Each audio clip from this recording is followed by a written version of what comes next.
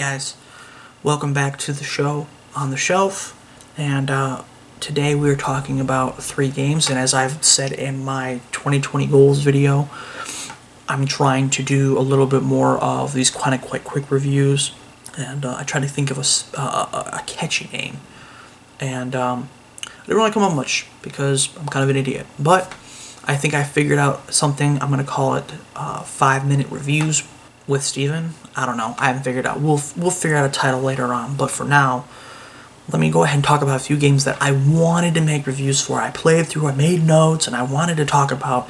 But like I said, with them coming out right around the time I moved in the beginning of September, almost middle of September. It was like September 13th.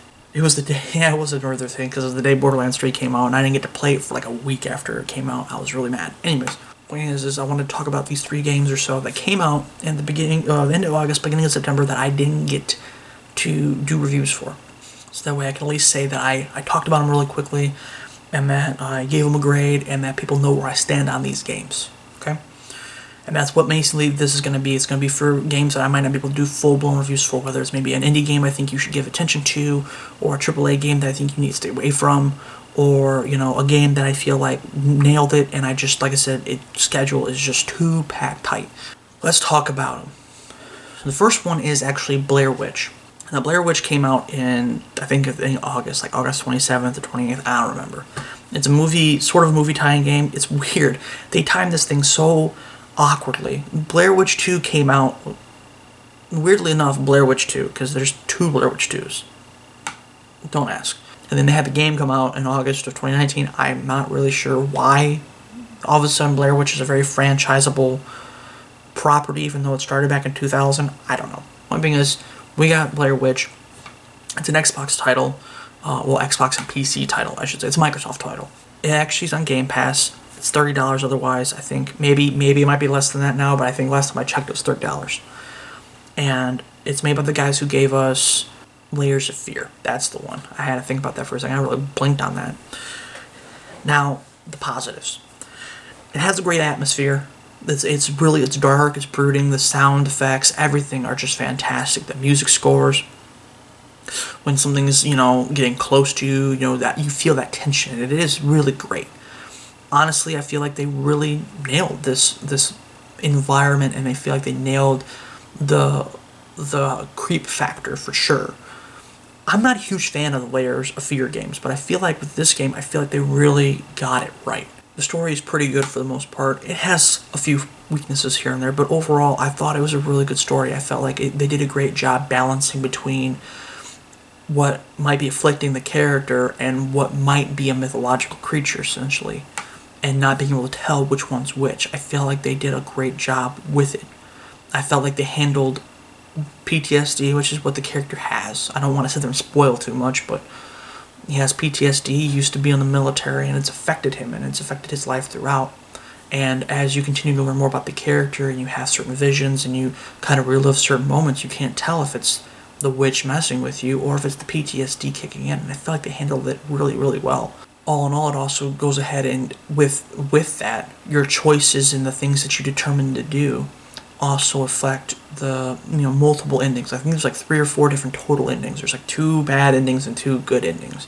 Honestly, I felt like that alone is worth the $30 because it's a shorter story. It's only like 6 hours or so, and that's kind of a negative on it, but really it all ties together really well because obviously the multiple playthroughs, being able to have multiple decisions on certain things, I felt like that was really solid. One of the other big negatives, other than it being kind of short, is the ending. Now, it's not so much the ending is bad, because if the ending was bad, the multiple endings would not be positive. No, it's like the last 30 minutes going into the ending. It gets extremely repetitive, it gets really annoying and grindy, and so much of the game is paced fairly well. So the ending, the only thing I can think of is just that it was just padding. And it's padding in the worst ways, making you repeat certain things and actions, and the effect would have worked great if it was like 2 or 3 times, but really it has you doing the same thing, the same circle, the same loop, with just slightly different twists, but more annoying twists because it was like instant death twists, like 20 or 30 times, and it's obnoxious, okay, and that really bogged the game down for me. But overall, The game, for the most part, considering the fact that it is a movie tie-in game, is actually really solid. Like I said, I actually enjoy this, and I think it was Observer Days, the other game that they made. Both of those games I actually enjoy very much more than I do the Layers of Fear franchise, but I'm hoping that maybe with Layers of Fear, they keep evolving and they keep getting better, because I feel like with Blair Witch they showed that they figured out tension and horror and suspense pretty well. So I'm hoping that will translate into Layers of Fear and make it where it might be a game that I might be interested in. We'll see. But overall, considering the price point, considering the fact the positives and some a couple of these negatives, overall I will give Blair Witch a 7 out of 10. You should definitely check it out if you have Game Pass. Like I said, it's not a heavy download. I think it's like under 20 gigs. Another quick little positive too is the dog. I don't remember his name, and I didn't write it down because I'm an idiot.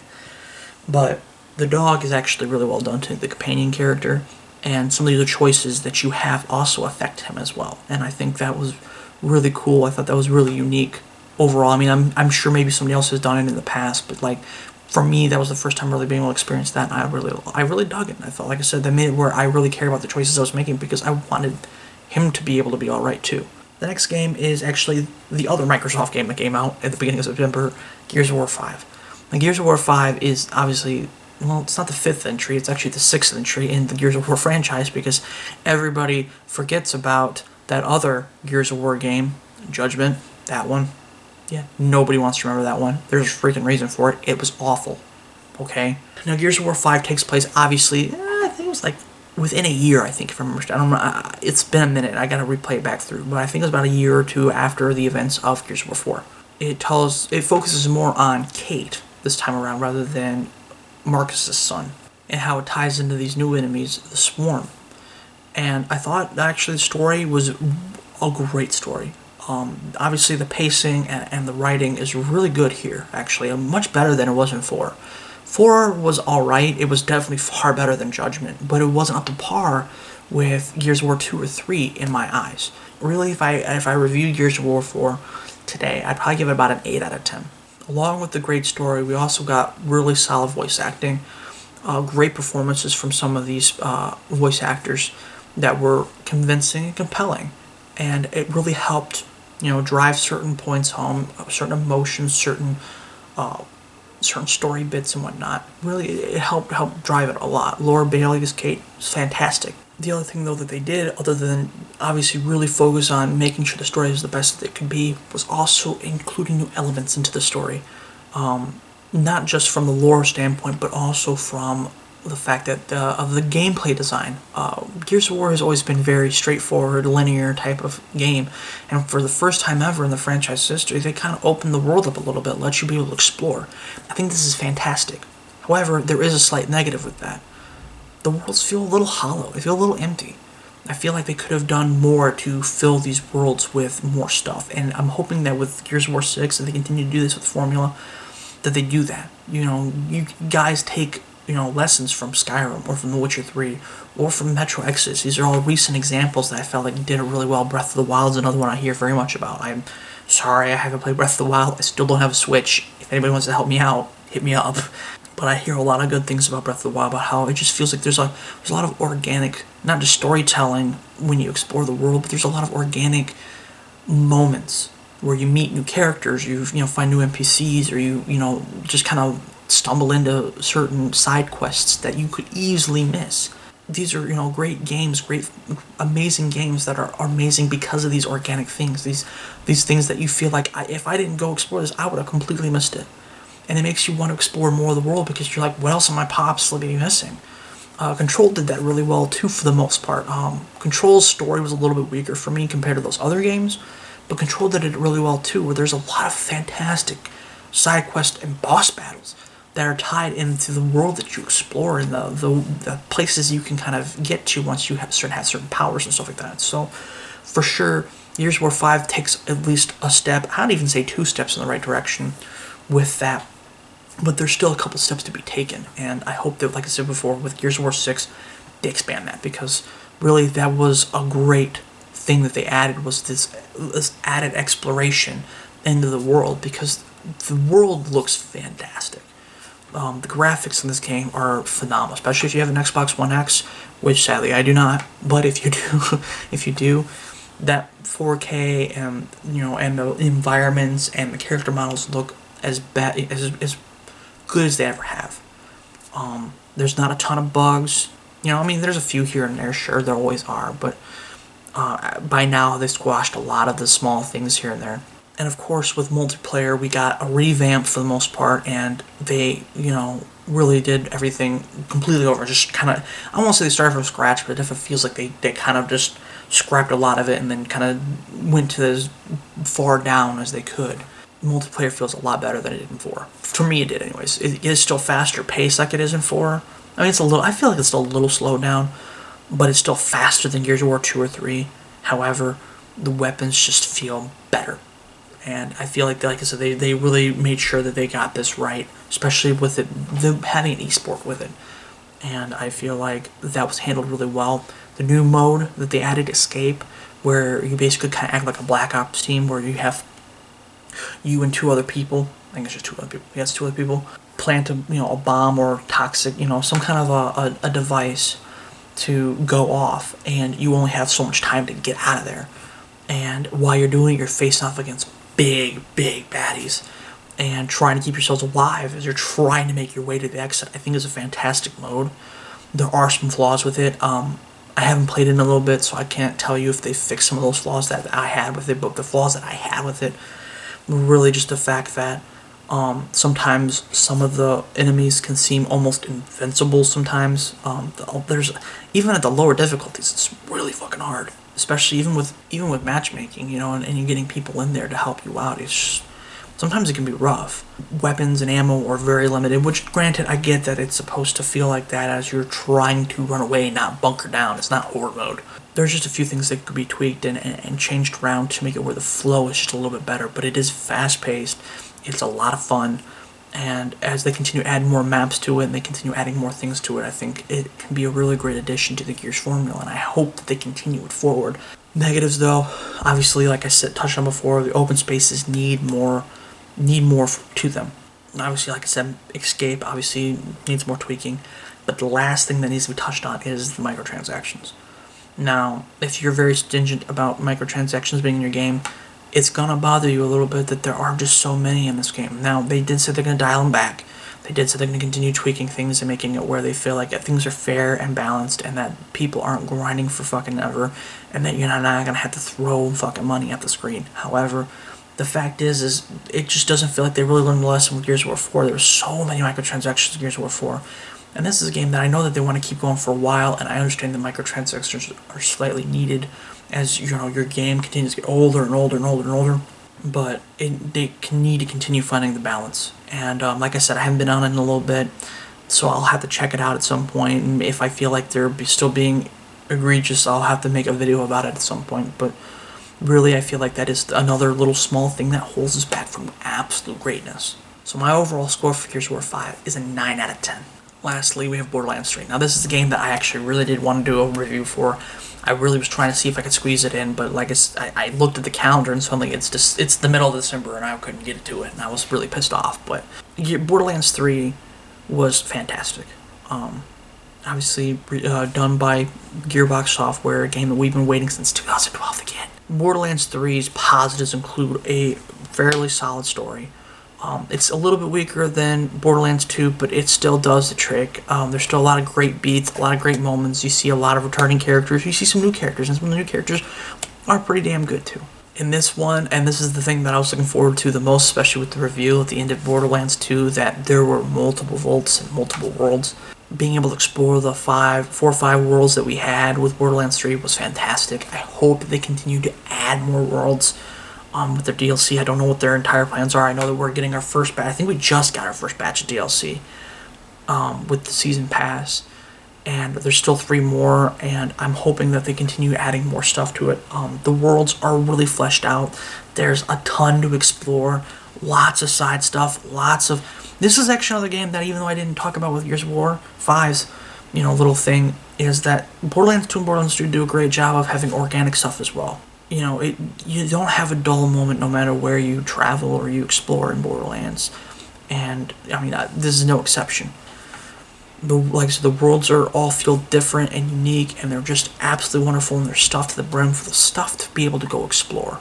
From learning about the first Vault Hunter, in his audio logs, detailing his quests and the things and the people he met, and and the things that he's done and the things that he's seen. There are absolute plethora of different enemy types and different types of bosses.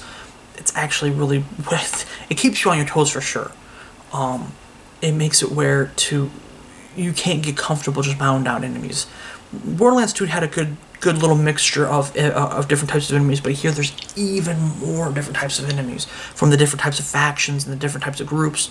Obviously, bosses are fantastic. There's a couple that are duds, but for the most part, I'd say 75-80% of the bosses are absolutely amazing and just memorable and fun. Are an absolute blast to try and mow through. And obviously, Borderlands 3 is still the loot king. Destiny 2, I feel like over the years has made strides to make it to be in the same level and vein as Borderlands, but I feel like Borderlands 3 still edges it out, even today. Borderlands 3 is definitely a fantastic game, especially if you're a huge looter shooter type person. You like those types of games where there's tons of weapons to grind and abilities to earn and levels to rank up on. There is so much stuff in Borderlands 3.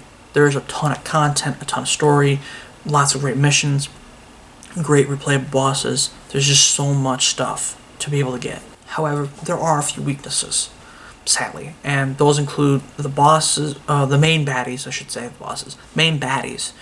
The twins aren't nearly as compelling or interesting or fun or evil, I guess you could say, as Handsome Jack, sadly. Now, I don't know if that's just really because they were really just trying their hardest to go the opposite of Handsome Jack, or if they just didn't feel like they could ever recreate a Handsome Jack. I don't think anybody's asking them to. Handsome Jack is a memorable villain, one of the, honestly, top 10 best villains in any video game ever. Hell, for most people, I'd say even probably top 3. 2012 gave us amazing villains, from Voss to Handsome Jack, and even though his name escapes me only because I haven't played the game in so freaking long, I do remember the things that he did and how badass he was. But the main villain from Call of Duty Black Ops 2 was also... 2012 gave us some fantastic villains. I don't know if they just felt like they couldn't, like I said, recreate the same magic that they had with Handsome Jack or what, but the twins so often try to convince you that they're bad, that they're evil. They're these terrible, just, you should fear them. And really they come off as children. Which, don't get me wrong, I'm sure that was kind of the goal. But the reality is while I know that they're trying to, I won't say take shots, because that's not quite the right terminology I'm trying to use, but I know that they're trying to poke fun, and they're trying to bring up, the internet media craze where you're trying to make viral videos and you're trying to do I get that, but it just came off more annoying than it did anything else. The message beaten over your head to the point where it actually, like I said, it came off more annoying than anything. There were some great moments with those characters. The voice actors did the best job that they could. It wasn't all bad. It really wasn't. It's just, it wasn't nearly as intimidating as Handsome Jack was. Handsome Jack would insult you and you were like, man, this guy's a dick. But sometimes he'd do something that would make you stop and go, oh shit, this guy means business. And you don't completely get nearly as many moments with the twins as you did with Jack. And, Jack also got his own entire game to help continue building him up even more. So, I don't know, we'll see.